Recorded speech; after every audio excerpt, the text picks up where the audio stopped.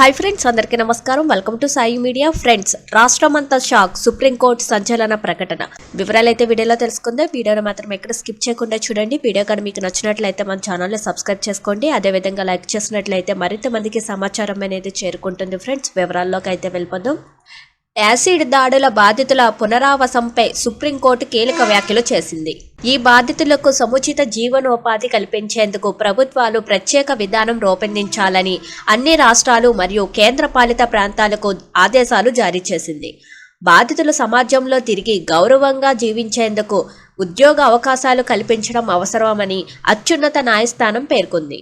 సాధ్యమైనంత వరకు యాసిడ్ దాడుల బాధితులకు ప్రభుత్వ ఉద్యోగాలు కల్పించేలా స్పష్టమైన పాలసీ రూపొందించాలని సుప్రీంకోర్టు సూచించింది. ఉద్యోగం ఇవ్వడం సాధ్యం కాని పరిస్థితుల్లో వారికి జీవన వృత్తి తరహాలో నెలవారీ గౌరవ వేతనం అందించే విధానాన్ని కూడా పరిశీలించాలని రాష్ట్రాలకు సూచించింది. యాసిడ్ దాడుల బాధితులకు వికలాంగుల హక్కుల చట్టం 2016 పరిధిలో వికలాంగులుగా గుర్తించాలనే డిమాండ్తో దాఖలైన ప్రజా ప్రయోజన వాద్యం ప్రస్తుతం సుప్రీంకోర్టులో విచారణలో ఉంది. ఈ పిటిషన్లో బాధితుల పునరావాసం, ఉపాధి అవకాశాలు, సామాజిక రక్షణ వంటి అంశాలు ప్రస్తావించబడ్డాయి. ఈ కేసును ప్రధాన న్యాయమూర్తి జస్టిస్ సూర్యకాంత్ మరియు జస్టిస్ జోయమాల్యా మార్చిలతో కూడిన ధర్మాసనం విచారించింది.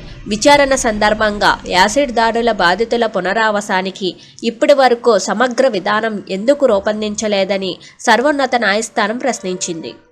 ప్రభుత్వం లేదా ప్రభుత్వ నియంత్రణ సంస్థలో బాధితులకు ఉపాధి అంశాలు కల్పించేలా ప్రత్యేక పథకం రూపొందించవచ్చని సుప్రీంకోర్టు అభిప్రాయపడింది. ఇలాంటి చర్యలు బాధితులకు ఆర్థిక భద్రతను కల్పించడమే కాకుండా సమాజంలో తిరిగి నిలబడేందుకు సహాయపడతాయని తెలిపింది. ఈ నేపథ్యంలో రాష్ట్ర ప్రభుత్వాలు కేంద్రపాలిత ప్రాంతాల నుంచి వివరణ కోరుతూ సుప్రీంకోర్టు షోకాజు నోటీసులను జారీ చేసింది.